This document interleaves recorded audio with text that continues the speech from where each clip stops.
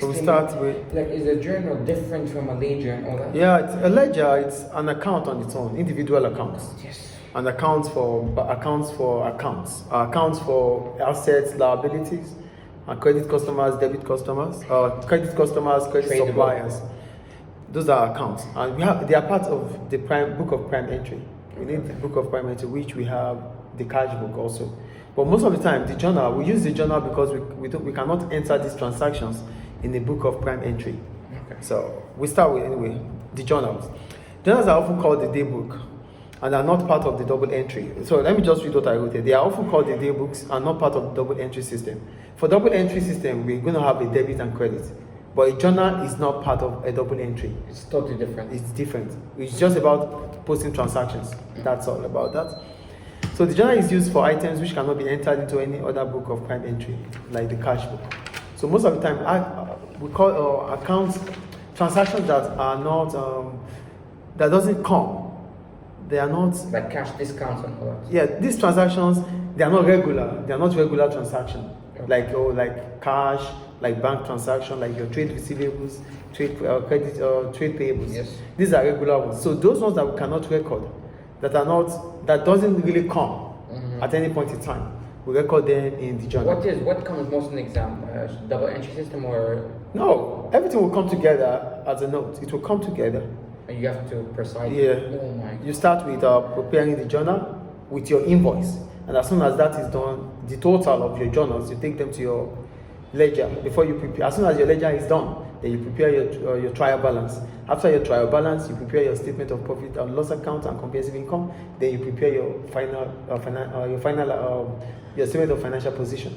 Okay. So that's how it works. From the journal to the ledger, from the ledger to the trial balance, from the trial balance to your statement. Now we are in ledger and journal. Yeah, I think it's clear. So what are the reasons why we open a journal? Number one, for purchases or sales of non-current assets on credit. So whatever assets we buy or we purchase or we buy or sell on credit, assets that we buy or sell on credit, we record them in the journal on credit. But if it was sold with cash, then we record it in your cash book. Oh. We still have a cash book. We have a cash book. We've not prepared that. We're not there yet. The cash book has the debit entry and credit, and we have the cash, the bank, the discounts. When we start preparing that, you understand. So for a journal, one of the reasons why we open a journal is because we have made a transaction on credit, a credit transaction, which involves buying or selling of assets. But if it was cash, then it has to go to your cash book. Clear? Is it clear, please? Yeah. Okay, the second one, to write off any irrecoverable debts. What are irrecoverable debts? Irrecoverable debts are those debts debts that goes back, yes, that the business is unable to retrieve. If maybe because the customer has gone bankrupt or the business has gone bankrupt. Clear? The third point is to correct errors. We have different errors. We have errors of omission, error of commission, compensating error. Analyzing error, communication error. No, those ones are not part of errors we're talking about. We're talking about errors that affect the trial balance. Do you understand? So errors that do not affect the trial balance, and we have errors that affect the trial balance. Errors that affect the trial balance are arithmetical errors. But errors that do not affect the trial balance, like error of commission, all these errors are still, the trial balance will still balance, but they are wrong transactions. Like maybe you're mistaking revenue, you're mistaking assets for expenses. Mm-hmm. Both assets and expenses are debit entry. But instead of writing, okay, for example, we have motor vehicle and motor expenses. Motor vehicle should be recorded as an asset, but you're going to record it as an expenses. It will still balance because both of them are debit entry. Mm-hmm. Do you understand? When we get there, you understand anyway. So we use it to correct errors. Then whenever we have adjustment on other receivables or payables, we use the journal. So any adjustment, maybe the trade receivable has paid some of amount of money or some goods are returned, we use the journal to record that. For adjustment on depreciation, when we talk about depreciation, it's the wear and tear of assets. When we have depreciation of our assets at the end of the year, our equipment or machine, as soon as we have to do, there's depreciation for value for them. We have the straight line method. We have residual. We have straight line method. We have method. No, we have revaluation method of assets, and there's another method we use. So as soon as we want to do our depreciation at the end of the year, we use journal too. And when we have interledger transfer, for interledger transfer, we're talking about taking certain amounts from one ledger to another. We use journal for all these transactions. As soon as we start going on to different questions here, you understand more about it. So we have examples here. So this is how a ledger looks like, a journal looks like. We have the date, details. What is FOLLO? Folio. It's just the number in your invoice. It's just a number. And you said there's no credit and debit. Why is it? No, we don't have a debit side and the credit side. They are all together. on one side there. Is it clear? So we moved down from the baby stuff. So we go on. So we have example here. They said on 1 August 2019, A Limited purchased from X Motors a delivery van for the business. Are you there, please? Yeah, of course I'm there. Okay. The purchase price was £8,000 and X Motors agreed that the total amount was payable over 8 months. We are going to, okay. A Limited purchased from X Motors a delivery van for the business. That's business to business. Why did I write everything? Just, this is an example, please. God. So I'm explaining the example. So here we're going to have a journal. We prepare a journal for this. A Limited purchase from X Motor. So we're going to have X Motor as our credit entry and delivery van as the debit entry. In your journal, the date will be 1st of August 2019. The value is £8,000. On the debit side, you're going to have delivery van, which has received, and on the credit side, X Motors, which sold the van to us. And the analysis for the journal will be purchase price of new van from X Motor payable for 8 months. Stop that already. 8 months. What's wrong? Make a video. Oh, okay. So we'll move on. So that's about the transaction. The journal is going to have a debit entry for the motor van account and the credit for X Motors, which sold to us. We have another transaction. It said we have a trade receivable from J. Smith, who owes us, that's a credit customer, who owes us £300. He became insolvent, he became bankrupt, he's unable to pay the debts. On June 30, 2019, and therefore we need to write off, we need to write off the amount owing to us. To do this, we can only use a journal. So I told you for irregular accounts, like when we have to write off irrecoverable debts, we have to use a journal. So here, 30 June 2019, we have our irrecoverable debts account, which will be debited for £300, and J. Smith, which is a credit customer, will be credited for £300. Then the analysis will be amount owing by J. Smith for that account. So we have another transaction here, but we'll just go to the question anyway. Let's go to question, activity 6. Yes, sir. So for activity 6, D journal, the case study. They said D owes £162. She pays 102. Yeah.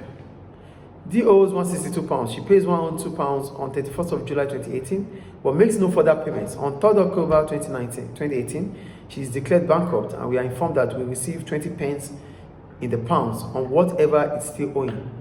We received this amount on 30th November 2018. Are you there? They said calculate the amount of the irrecoverable debt for the year ended 31st December 2018. Show the journal entry for the irrecoverable debt and also the trade receivable ledger accounts. So the journal accounts, we're going to have irrecoverable debt account for. So how do we work it out? 162 was owed by D. He paid 102.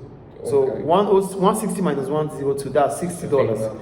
So £60 is left for D to pay. But D has been confirmed bankrupt. It's unable to pay. As a result, government is paying 20 pence. 20 pence. For each pound owed. £60 is owed by £60 was owed. So it's actually divide 20. It will be 20 pence divided by 100 multiplied by 60. Yeah. So 20 pence is going to be. Does the government actually do that, mister? Yeah, because it's been declared bankrupt. But what does 20 pence do? That is what the government can pay. That is what they can pay. There's nothing you can do about it. And for like other countries, they have like certain amount or? So it might go to this is the company going into administration. Okay. So it has to be paid. This is what the government can pay. So you just have to take it like that.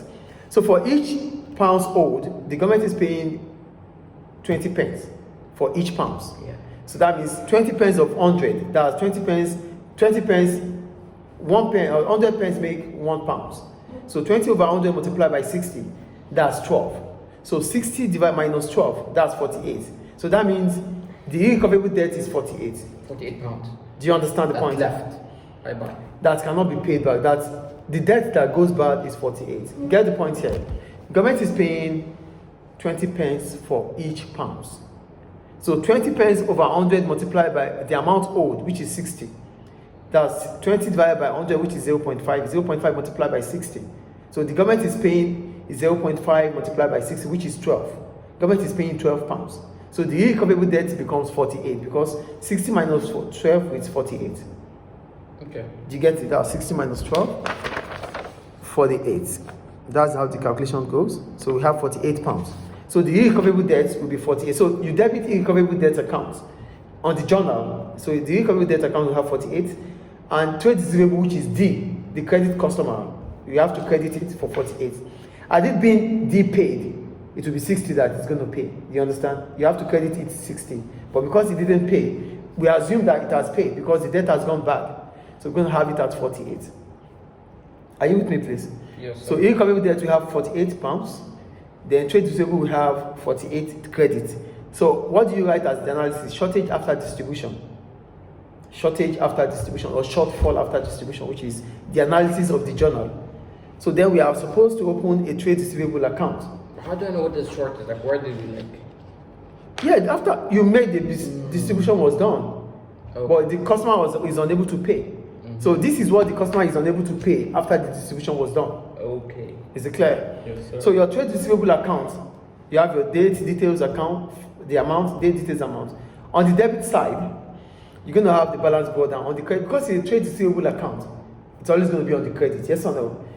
Then the analysis of the account. On 31st of July, December. cash was paid. 31st of July, cash was paid for 102. That was the first transaction payment. On 30th of November, nothing was paid. The government paid the government paid 20 pence for each pound.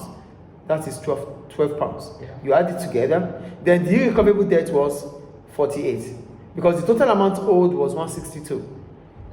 114 was paid. Okay.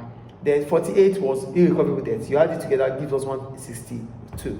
Then your balance carried down. The balance brought down will be 162. Oh, okay.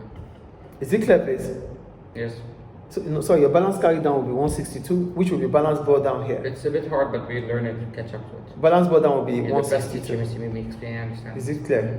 The best teacher. Thank you. Is it clear now, please? Yes. So you have your journal, which has the debit side and the credit side for the irrecoverable debts.